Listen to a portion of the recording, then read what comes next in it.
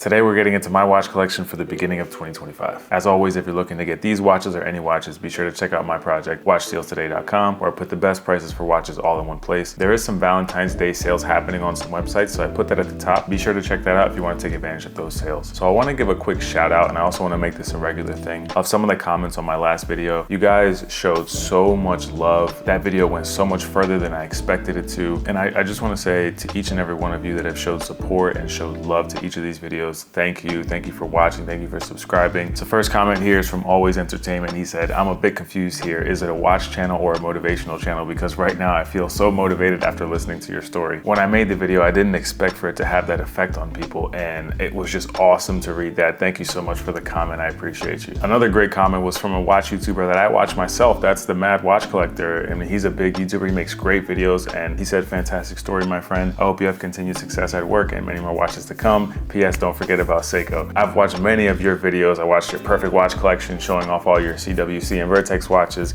I watched your video about Tudor, which helped me to pick my Black Bay 58. You make a lot of great videos, and I want to thank you for the comment that you left. Some watch YouTubers that were new to me, Clicky Bezel left a great comment on my video. I will be seeing you hopefully at Wind Up Watch Fair in San Francisco. And Watches Can Be Fun also left a very nice comment. Also, the Watches at group at Google, they invited me into the group. People were so welcoming to me. Everyone had something nice to say. That was really great. So shout out to all of you guys. Now to the collection. I'm gonna go over these watches in the order that I got them. So first we have here the Seiko SUR 434. This is the first watch that I ever bought. I've spoken about this already in the previous video about how Google led me into watch collecting, but this watch is a beautiful, beautiful piece, and it was a great watch to start my collection with. 36 millimeters. It has this beautiful polished bezel here. It has a day-day window, a quartz watch, so I never have to worry about setting the time. It has this beautiful 5-link bracelet with the polished center links. It was because I bought this, just because I wanted to put a nice outfit together, that I got into this hobby. I was at my desk and I would just turn my wrist over and just be looking at the dial. It has this beautiful champagne dial to it with a sunray finish, and I really fell in love with this thing and kind of wanted to get more into it and learn more about watches,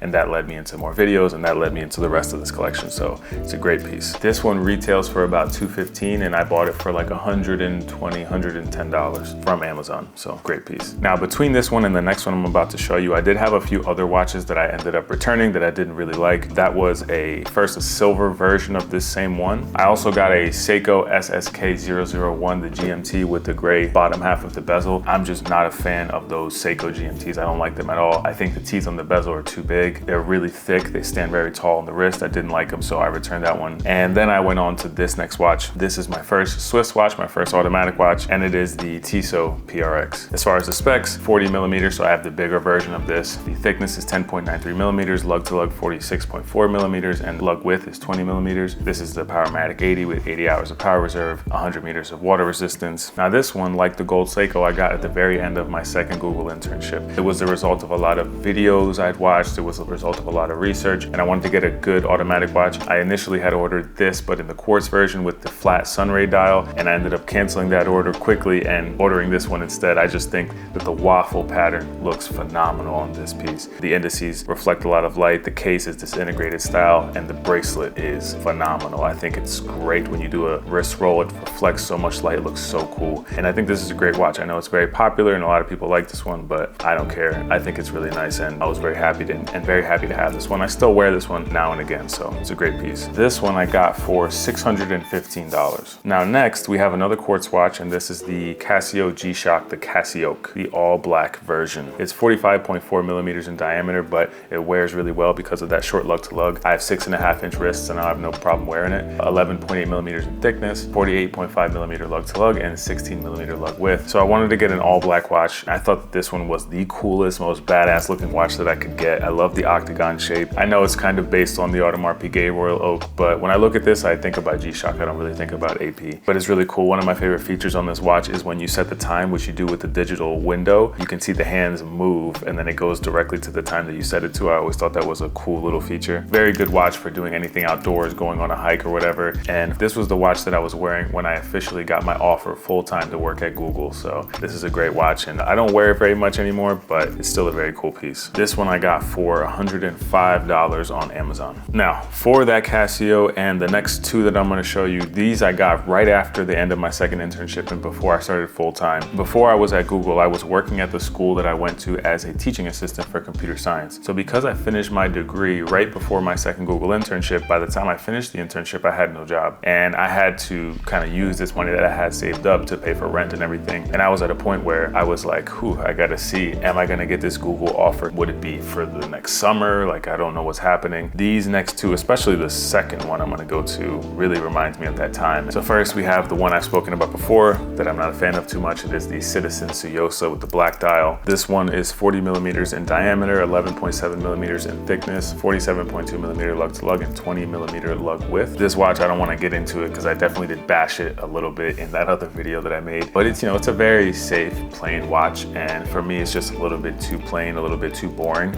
but there's definitely some appeal to it. It has the sunray finish on the dial. It has the polished center links on the bracelet, this sort of president style bracelet, I guess you could say. It is a dressier style watch. It has polishing on the sides of the case and this integrated style case similar to the PRX, but the PRX is much better in a lot of ways. This one grabs the hairs on my arm a lot and pulls them. It's not very comfortable. The crown on the side of it is so hard to get to and spin. It does have an open display case back, but the movement is all brown there. I don't know why that was the choice, but it kind of all blends together. It's not that nice to look at. Probably gonna end up selling it at some point. I got that one for $251.88. Now next we have my favorite watch in my entire collection. I've worn this one the most, and that is the Christopher Ward C63 Sealander GMT. I can't say enough good things about this watch, and I'm definitely gonna do a deeper dive into it because I love this piece, but this is the 39 millimeter version, 11.85 millimeters in thickness, 45.8 millimeter lug to lug, and 20 millimeter lug width. I think in videos and pictures, the white overpowers the dial, but when you look at it in person, the details are really what stand out to you. The minute track with the little orange pips near the indices, the orange at the end of the GMT hand, the orange at the end of the second hand, the little trident at the end of the second hand. The case is finished beautifully. It has sort of a sandwiching of polishing and brushing and polishing again. The crown feels great. I love the crown guards, and the bracelet is my favorite bracelet. I don't care what anyone says. It is my favorite bracelet of all the watches in my collection, including the luxury watches. I love this bracelet. It has the on-the-fly adjustment here. It has the open display case back, which looks great. I think it's such a good piece, especially for the money for this one. I got this one from Christopher Ward for about $1,500 in total, and I think that's a great deal for what you're getting in a watch here. I've worn this so much, and I'm so happy with it. I can't wait to get another Christopher Ward. And I really also like the Dragonfly dial version of this one with that sunray finish. I think that's a great version of this as well. So highly recommend, and I love this piece. Now finally, we have the two luxury watches in my collection. I've made videos on both of these watches, so you might already know what they are. But first we have the Tudor Black Bay 58. Now the first video I made on this channel, which was so successful and I was so happy about, and thank you guys for your support on, was about why I'm planning on selling this watch. And most of the things in that video I still believe, and I still plan on selling this watch, but there are a couple things that I've grown accustomed to and things that I've grown to like about the watch. First, for the specs, this is 39 millimeters in diameter, 11.9 millimeters in thickness, 47.75 lug to lug, and 20 millimeter lug width. It does have that in-house Tudor caliber, the MT5402, and the power reserve of 70 hours, and it's COSC certified. So what I like about it, the bezel, I really am a big fan of this aluminum bezel. It really stands out. It's like a deep, bold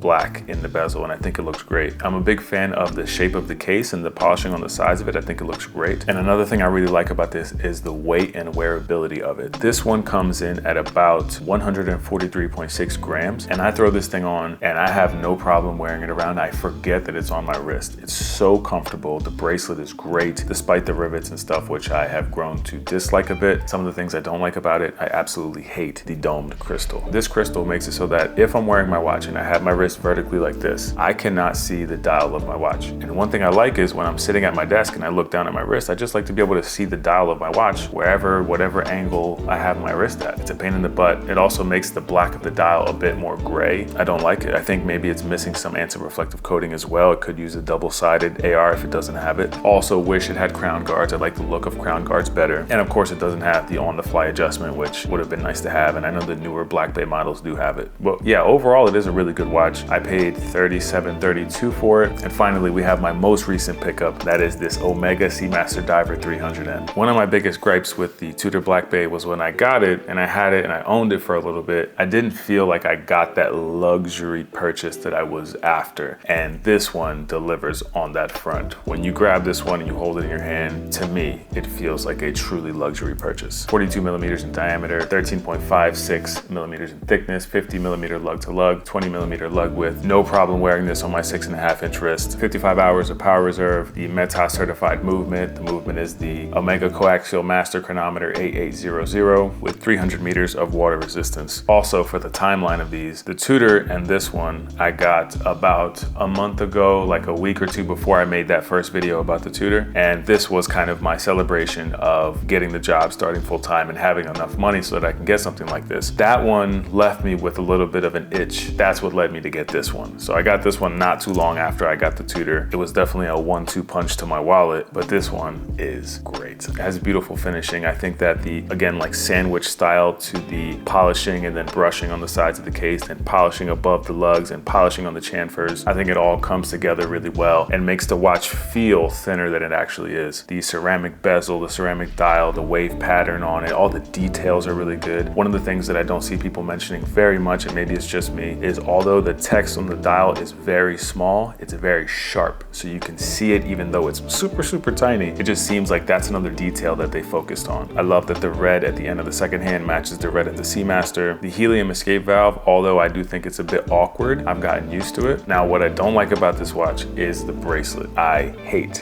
this bracelet. No tapering at all, and it's not just that. I think that the polishing and the center links makes the watch a little bit too flashy for my taste because of how much polishing is already on the case. So I think that an oyster style bracelet that's all brushed would actually look better with this. And I actually ordered one from Forstner, and that should be here in a day or so. So I'll probably make another video showing you guys that if you're interested. But overall, when you get this watch, you're gonna feel like you made a luxury purchase. And I think it's just a great, great piece. I spent $5,205 on this watch. So now for the future of my collection, I do plan to make a video about the 4 watches that are in consideration for the next piece of my collection. So that video will be out pretty soon. I hope you guys come back so you can check that out. Once again, if you want any of these pieces, be sure to check out my website, watchdealstoday.com. And once again, thank you guys for liking the video, subscribing to the channel, and being here with me on this journey. So that's it for this video. I'll see you on the next one.